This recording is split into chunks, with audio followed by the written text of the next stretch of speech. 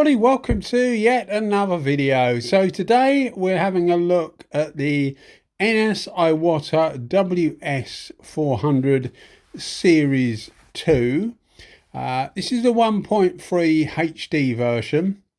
HD normally means high delivery. It basically means that it's 1.325 millimeter, so it's a little bit bigger than 1.3 millimeter. And we're putting it up against the Avalon A60 1.4 HTE. Now, this is the 6-hole version, which is relatively new. I think they called it the Pro Cap. I can't remember, but they give it a designation. But the original one has 4 holes in the air horns in the air cap, so 2 each side. This one has 3 each side, so as I say, 6 in total. I do have both versions, so I have the 4-hole and this one, the 6-hole. But I thought I would try the 6-hole on this particular test because it's supposed to be slightly better. I mean, to be fair, trying them back to back, I really can't tell any difference between the two. But what I will say is they both work exceptionally well. So first up is the WS400, which we're just preparing the panel for now.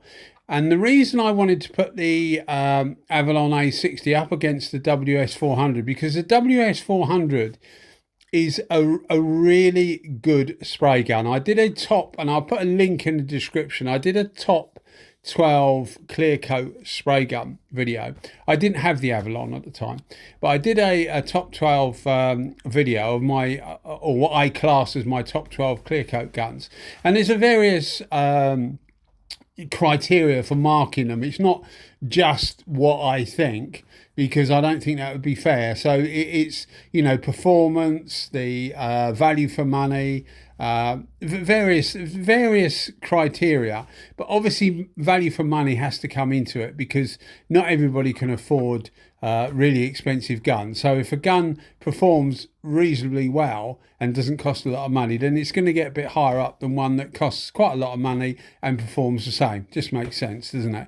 So when I did the top 12, I put the WS400 in second place. And the reason I put that in second place was because performance wise, it's, in my opinion, it's as good as any. It's a superb spray gun for clear coat. Now, I did, when this thing first came out, and they took quite a while to actually let it out worldwide. They sent it out in Europe at first, and it was supposed to come out about 6 months later everywhere else, and it was actually a year and a half, nearly 2 years later, if I remember rightly, that the Series 2 came out. And I'm pretty sure the reason for that is that they had a lot of problems with the Series 2 guns, especially or only really the Italian made black chrome, which is what this one is, digital guns, because the digital versions are made in Italy, and the non-digital versions are made in Japan. And at the time I went for a whole range of comparing it to the Series 1 to the Series 2. I'll try and remember to put a few links in the description if you want to know a bit more about that. But basically they've just lined up the central tip with the air horns, so they sit level with each other. And it means that you can use the WS400 clear coat gun on any setting. So you can use it with full fan, which is something most of the time you couldn't do with the Series 1. And I say most of the time because some of the Series 1 tips actually lined up out the factory. And if they lined up out the factory, you could use full fan without any problems at all. I've only had one person say to me that what I suggested trying didn't work. And I don't know whether that's just because they just wanted to say it didn't work, whether it genuinely didn't work, or whether they just didn't do it quite right. I don't know. But as I say, only one person has said what I suggested trying didn't work. So it definitely is the reason that this gun, the new version, can spray on full fan, because there's no other explanation for it. Because if you don't get the it's difficult because you need to get the tip tight.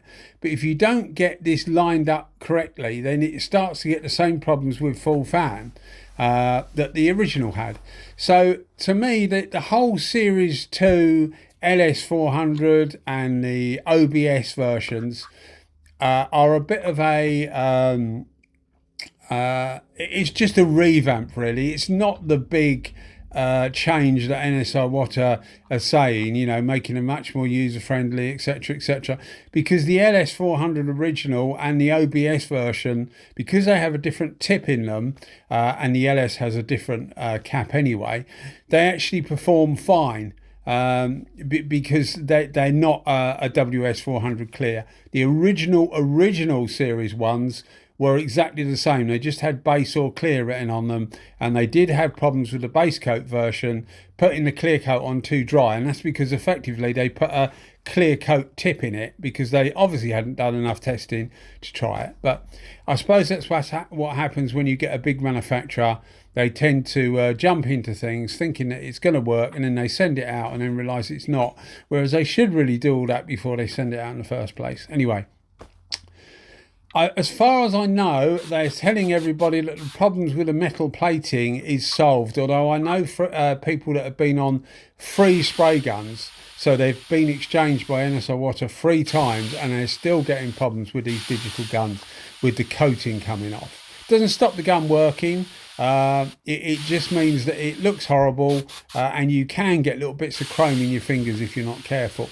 It's because the metal underneath, when they chrome it, is not prepared properly. I've got a WS400 OBS where it's tarnishing underneath the chrome. The chrome's not lifting or anything, and that's just poor plating. It's just the way they've done it is really, really poor. And that's a 2023 gun, and that's supposed to be when all this was cured and everything was fine. So yeah, I don't really believe them. So if you're going to buy one of these, buy a Japanese-made non-digital version. Should give you much less trouble. As far as performance-wise goes, as I said, it's a fantastic spray gun for clear coat. Both of these are split-tip guns, although the Avalon is what they call a U groove, and the Anest Iwata is what they call a V groove.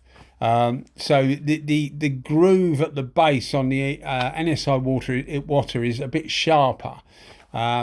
Having said that, they look very, very similar when you look at them. So maybe it's just a marketing thing, I don't know. But as I say, the WS400 Series 2 and the Series 1, when you get it lined up, as I said, again, I'll put a couple of links in the video, are absolutely superb clear coat guns. Now, both these guns actually benefit from a better quality clear coat, because the atomization of them is very, very fine and the particles coming out are very, very small.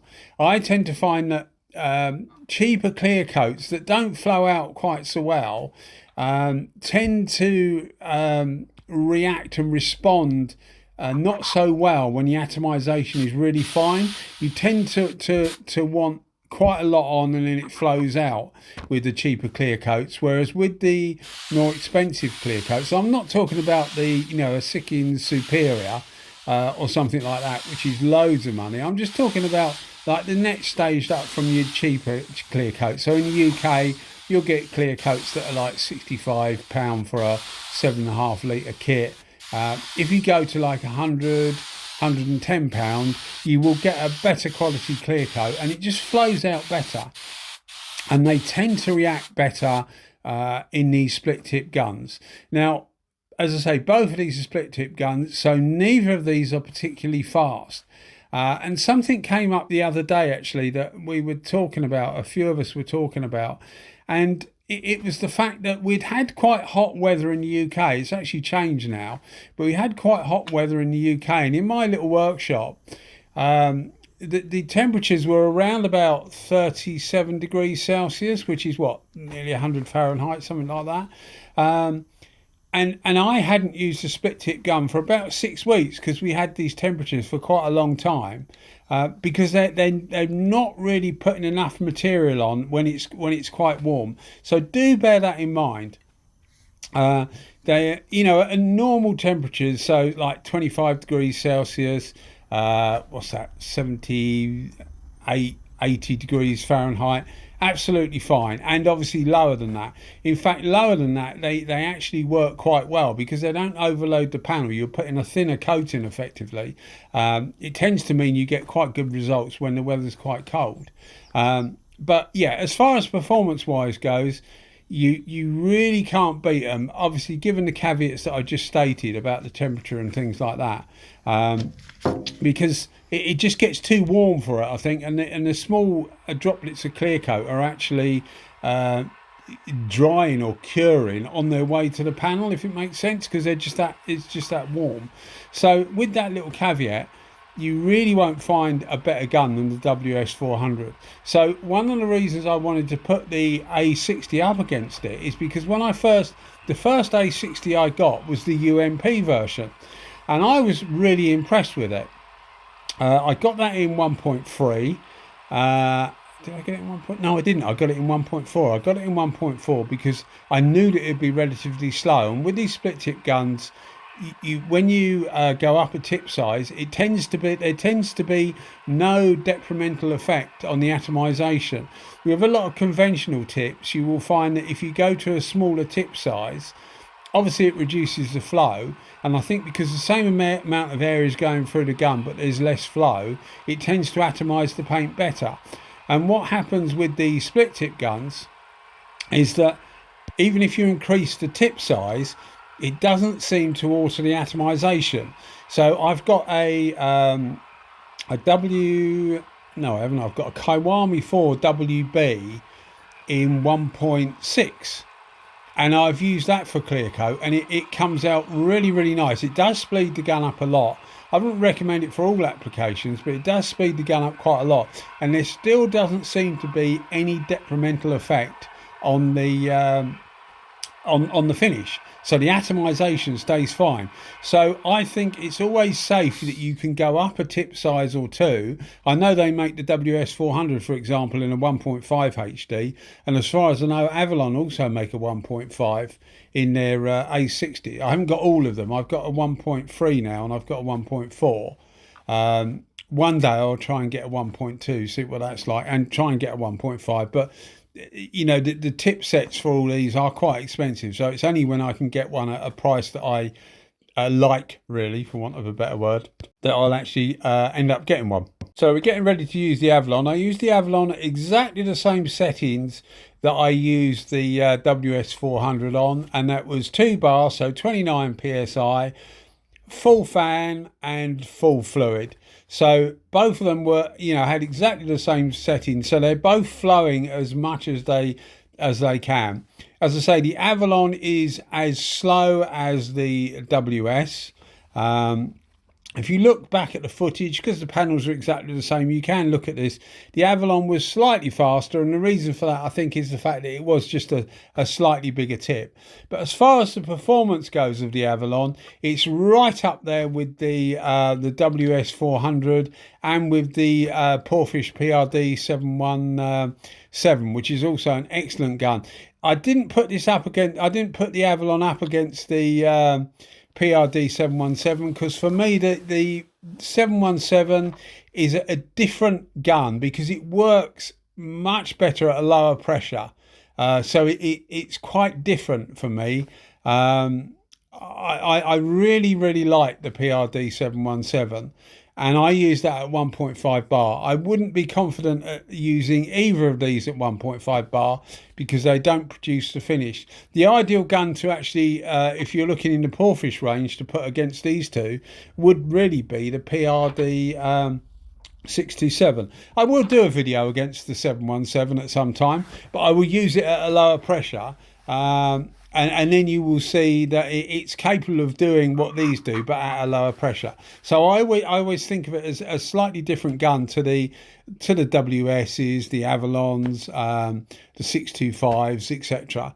I just think that it's a bit different. And the reason I lump all those together, 627, not 65, is because they're all split tip guns. So they do have this sort of relatively unique feature.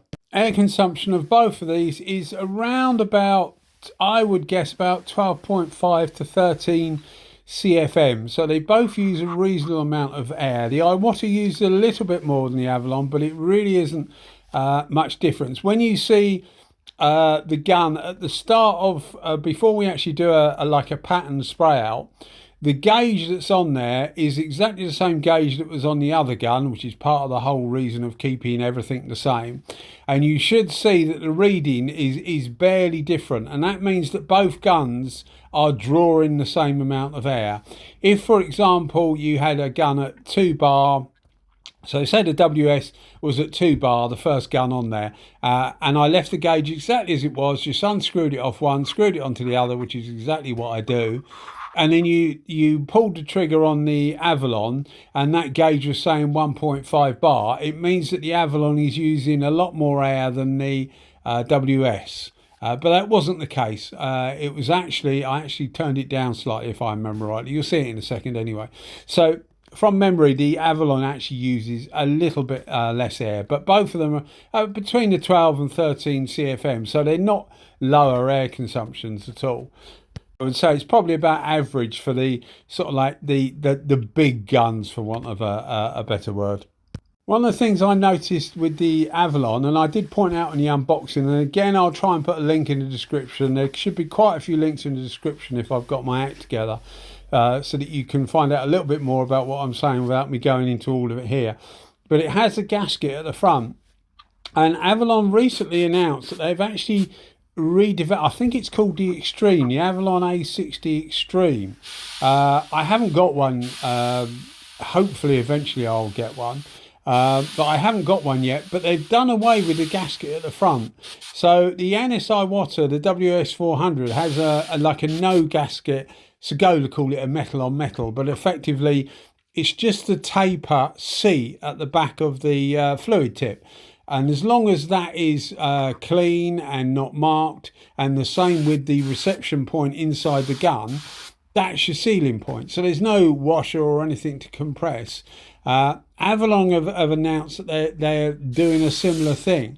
I don't know what shape it will actually be, but there'll be no gasket in there, which is actually a good idea, I think, because gaskets can be a pain, because it's just something to go wrong that if you can do away with it, then that's great. The only other way to do it with a gasket is to do what they did, or DeVilbiss did with the DV1, which is have the gasket there but captivate it effectively, so it's screwed down, and because you're not taking it on and off to clean the gun, it lasts for ages. And the only other way is the way Porefish do it on some of their PRDs, the 515s and the 625s, though the 5 and 6 series basically, is that it's fully located, so it's supported on the inside, it's supported on the outside. So even though you take the baffle off to clean the gun, it can't go anywhere. So it doesn't move. And again, that is another good way of doing it, because it means that it doesn't wear. Whereas with the Avalon on this gun, as I say, look at the unboxing video, but there's places for it to move when you're taking a tip on and off, and like the baffle on and off, and it's just, you know, it's just something else to complicate life, really, and life's complicated enough as it is. Incidentally, if you're after a split tip gun that isn't particularly high air consumption, think about the Porefish, the PRD 717, because that runs at about, I'm reckon about 10 and a half CFM. That's at 1.5 bar, so at about 20, what's that, 22 PSI, something like that, and it performs really well at that. And the other one, which is what I was going to say in the first place, but then the Porefish popped into my head as well, the Avalon A60, the UMP version, because that is actually really good as well, and that uses about 9.5 CFM, so it's a split tip, 9.5 CFM, that's at 2 bar. It's nowhere near as big a pattern as this, but it's not far off it. It's probably a couple of inches off the size of the pattern, because as you can see on the right hand side there, these two are actually very similar pattern wise, very similar performance wise as well. Where you are depends how much the Avalon costs you, because the prices can vary. One thing I will say actually is, if you are buying an Avalon, try and buy it from a recognized source, so an official distributor. And the only reason I say that is because if you get any problems with them, effectively you're on your own is probably the wrong word, but it's difficult to get a solution. Whereas if you've bought it through a genuine distributor, you get all the backup and things that you would normally get, although you do pay a premium. So you know, it's up to you. But there you go, you can see the 3 holes each side. As I say, I've got the 2-hole version as well. I really can't see any difference in performance. It might be minuscule, so much so that you can't really tell. But I do spend a lot of time mucking about with these guns. I'm fortunate that I can do that. So it does give me a fair idea of what's going on. I normally mention the temperature. It was 13 degrees Celsius when I did this video, so it wasn't particularly warm at all, and these guns perform very, very well in those conditions. If you're working in colder conditions, definitely worth a look at these sort of guns, because they don't overload the panel. You can get a really good flat finish without the risk of any runs or anything like that, and it really does make them a pleasure to use. But as you can see, or hopefully you can see, oh, where's he going? There's he going. You can see the pattern is actually very, very similar on both of these. About 12 inches, so about 300 millimeter. It looks a little bit wetter, the A30, and that would probably be because the tip is, as I say, 0.75 of a millimeter bigger, so it makes the gun slightly faster. But you can get, well, as I said before, you can get 1.4 HD, you get 1.5 HD for the WS and the Avalon as well. So here's the 2 panels.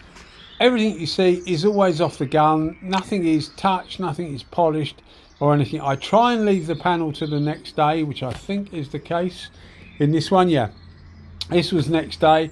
This is Kapci clear coat 6030 with a fast hardener.